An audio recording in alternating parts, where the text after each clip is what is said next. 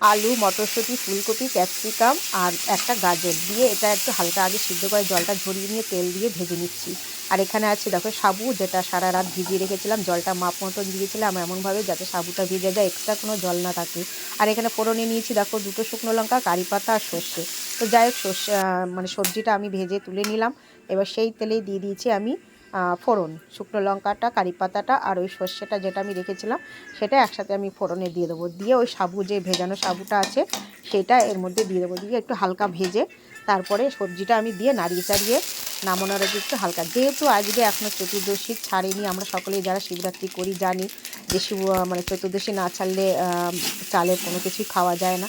তো যাক, সাবুটা আমরা চিনি, কলা, নারকেল দিয়েই মাখিয়ে খাই একঘেয়ে। উপোসের পরে না একদম খেতে ভালো লাগে না, ওটা খেলে একটু অম্বলও হয়। তো এইভাবে খেয়ে দেখলাম যে কেমন হয়, প্রথমবারের মতন বানালাম। যাই হোক, নামানোর আগে একটু চিনি আর একটু ধনেপাতা দিয়ে এইভাবে নামিয়ে নিয়েছি।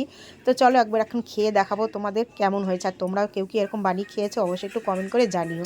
তো যাই হোক, চলে এলাম এবার দেখার পালা কেমন খেতে। খাওয়ার পরে তো সত্যি বন্ধুরা আমি একদম অবাক, আমি ভাবতেই পারিনি যে এত সুন্দর একটা রেসিপি হতে পারে সাবু দিয়ে। তো যাই হোক, খুবই ভালো লেগেছে, মেয়েও খেয়েছে, আমিও খেয়েছি। এটা সকালবেলা বানিয়েছিলাম। তো যেহেতু লঙ্কা একটু বেশি করে দিয়েছিলাম ঝাল ঝাল, উপোসের পরে একটু ঝাল ঝাল খেতে ভালো লাগে, মুখে বেশ দারুণ লাগছিলো। আর সবজিটাও যেহেতু অনেক রকম দিয়েছি, দারুণ লেগেছে। তো ভিডিওটা কেমন লাগলো একটু কমেন্ট করে জানিও।